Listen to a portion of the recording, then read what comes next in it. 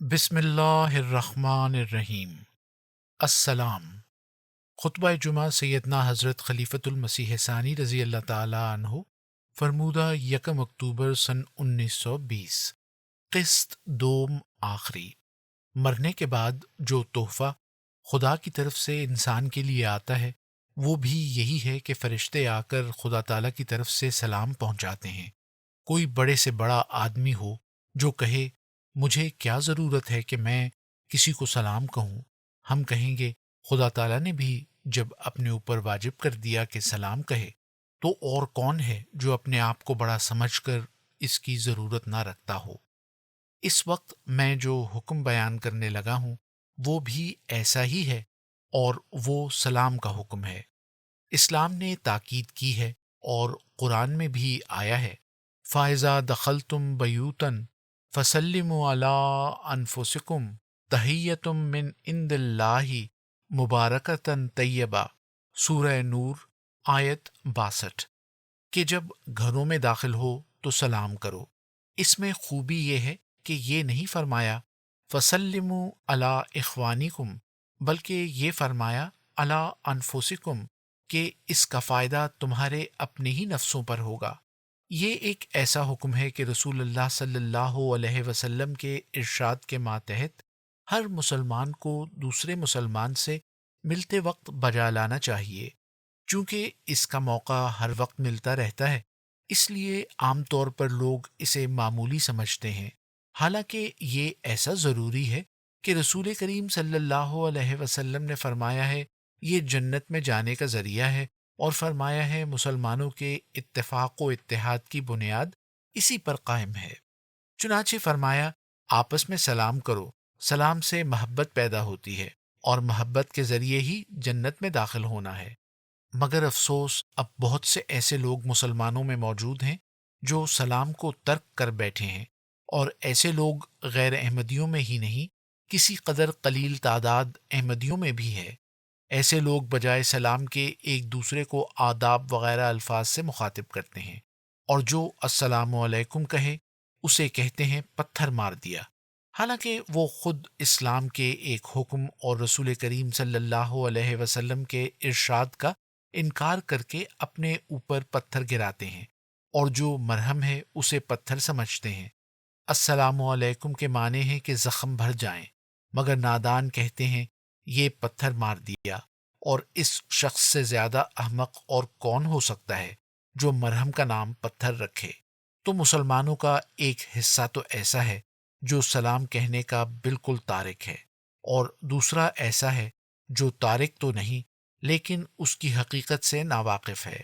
ایسے لوگ مجلس میں آئیں گے اور چپ کر کے بیٹھ جائیں گے، گھروں میں داخل ہوں گے اور خاموش ہو کر بیٹھ رہیں گے، اور انہیں خیال بھی نہ آئے گا کہ رسول کریم صلی اللہ علیہ وسلم کا اس موقع کے لیے کوئی حکم ہے۔ بعض کہہ دیں گے معمولی بات ہے، اگر سلام نہ کہا تو کیا ہوا؟ بعض کہیں گے حیا کی وجہ سے نہیں کہا، بعض کہیں گے عادت نہیں، مگر یہ تینوں قسم کے لوگ نادان ہیں۔ حیا کے معنی ہیں رکنا، اور رکنا ایسی باتوں سے چاہیے جو مضر ہوں، نہ کہ ان سے جو فائدہ مند ہوں، اور پھر وہ جن کا فائدہ روحانی ہو۔ اسی طرح اسے معمولی نہیں کہا جا سکتا، کیونکہ اس کا فائدہ مرنے کے بعد قیامت تک ملتا رہے گا۔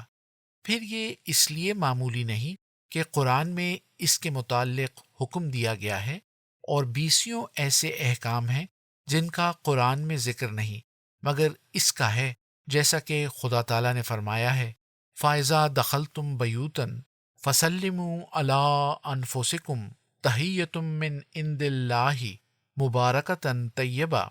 تو اللہ تعالیٰ کی طرف سے جو تحفہ ہو اس کو کون معمولی کہہ سکتا ہے؟ قرآن کریم میں اور کسی چیز کو اس رنگ میں تحفہ نہیں کہا گیا جیسے سلام کو کہا گیا ہے۔ حتیٰ کہ مرنے کے بعد جو تحفہ خدا کی طرف سے انسان کے لیے آتا ہے وہ بھی یہی ہے کہ فرشتے آ کر خدا تعالیٰ کی طرف سے سلام پہنچاتے ہیں۔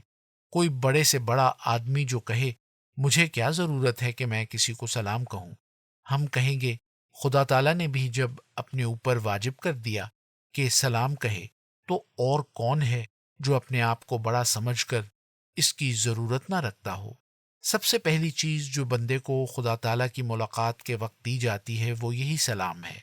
جبرائیل رسول کریم صلی اللہ علیہ وسلم کے پاس آئے تو آپ کو سلام کہا، اور رسول کریم صلی اللہ علیہ وسلم ان کو دیکھ کر سلام کہتے ہیں۔ ان سے بڑا کون سا انسان ہے جسے سلام کہنے کی ضرورت نہ ہو؟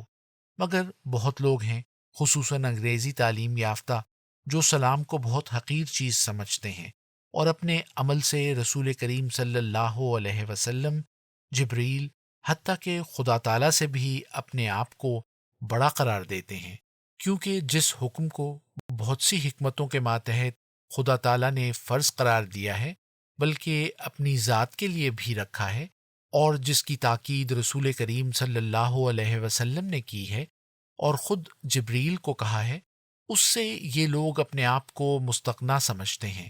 اول تو صرف ہاتھ سے اشارہ کر دیتے ہیں، یا اتنا بھی نہیں کرتے، یا ایک دوسرے سے یوں ملیں گے، مولوی صاحب، اور اس کے جواب میں کہہ دیا جائے گا بھائی صاحب، یا یہ کہ سناؤ جی کیا حال ہے۔